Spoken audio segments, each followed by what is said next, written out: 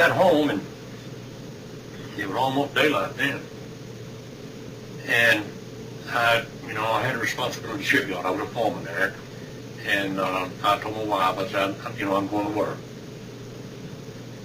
And we got over there to the shipyard. I got my people off work, went in my office, and the telephone rang. And it was Fred Diamond. No, the first one I heard, it was from some news reporter in Jackson.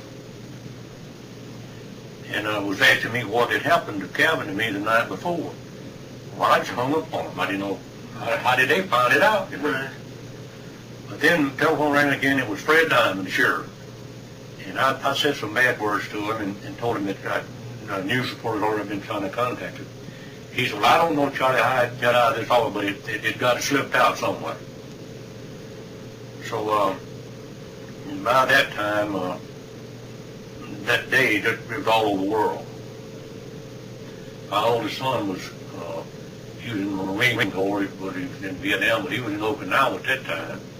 And they had it the next day in that Sergeant's Type paper get over there. So anyhow, we went down to the shipyard, and I couldn't work. So news media you wouldn't believe was coming to that shipyard. Well, somehow the word got to Dr. Alan Hynek and Dr. Jim Harder from Berkeley, and Dr. Alan Hynek out of Chicago. They came down here the next day and wanted to talk with us and hypnotize us. But meanwhile, let me get a little bit ahead of my story. Meanwhile, that day that we was down there, and I got to thinking, what if we had radiation? I did it with my family and other friends, so I brought that up. They carried us over to the Singer River Hospital, and they didn't have the facilities to check us for radiation, but they called Keys Air Force Base, and they told us to bring us over there. So we got over there. We had an escort there waiting on the gate, and they had cleared the entire area. You couldn't see anybody. And we went to a conference room, and that's right here, they interrogated us, checked us for radiation. And they thought they found a little radiation on Calvin, but I don't guess it did. But anyhow, we came back, and it was that next day then that Dr. Hiner and Dr. Hardy came down, and they put me under hypnosis, and Calvin, and they had come to the conclusion that something had happened to us. Well, you wouldn't believe it, for madhouse here for 2 weeks. We couldn't sleep, we couldn't eat, and every time that we looked, somebody was trying to interview us, and then a little bit later on, they wanted to take a polygraph test. So I got off work that evening, and I went to the sheriff's department. They had a polygraph examiner there, and when he took me back there in the room, he told me, he said, "I'm going to take this." He was going to prove me to be a liar. He said, "Now, if you want to go out, I'll go out there and tell them that it just wouldn't work on you. You don't want to take this polygraph test." I said, "Man, I'm tired. Give out. I want to get home. Give me the damn thing." So when he got through, in fact, he gave me 2 tests. And Fred Diamond, the sheriff, said when he got through and went on the outside, he said, "That man is telling the damn truth in there." And then all the talk shows over the country wanted me there, and they like to drill me crazy, man. And Calvin, he went back to Jones County, back home where we came from, and he had a nervous breakdown, and they wouldn't even let me see him for 2 weeks in the hospital. So it just, that's how it all happened. Were you wearing a watch by chance when it happened? No, I don't wear a watch because a watch won't keep time on me.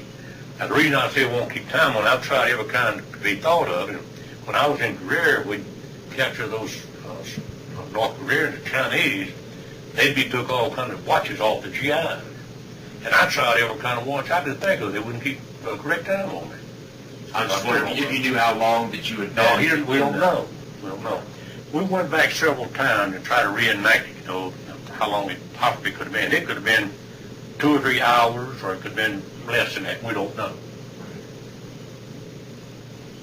Now, you always hear about possibly like implants or something, some kind of device that they put on you. Have you ever been checked to see if they, when that thing was scanning you, that it put something in your skin or something like that? Or? No, the only thing that got me concerned now, I use the VA hospital. They take care of all my needs. They found something on the back of my eyeball, like a little knot. And they don't know what it is. Well, a long time ago they found it. They don't know what this is. And they even sent me to New Orleans to a cancer doctor. They thought it might be a cancer in the back of my eyeball. And it's not changing. They check me every 6 months. And that could possibly be something they implanted in me. I don't know. It's just like a sty or something like that? No, it's on the back of my eyeball, on the back side. It's like a little bump there.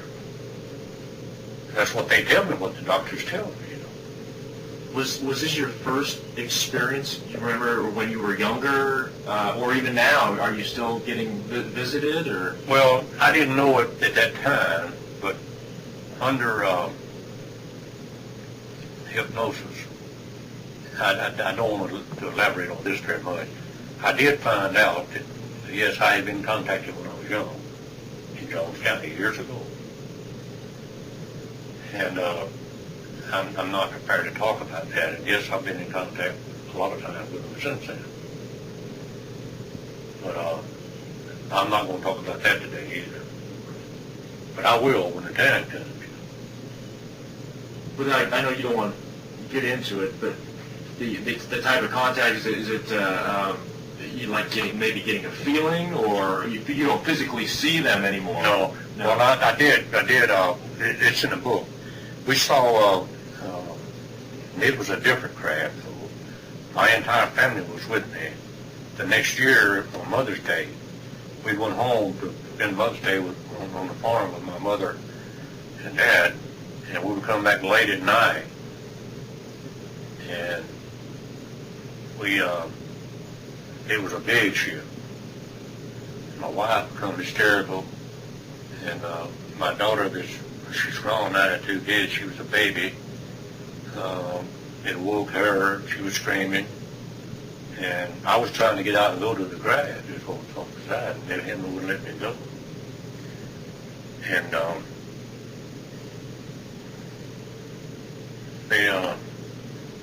my entire family almost saw that. So we didn't want any publicity about it. I wrote about it in the book. But,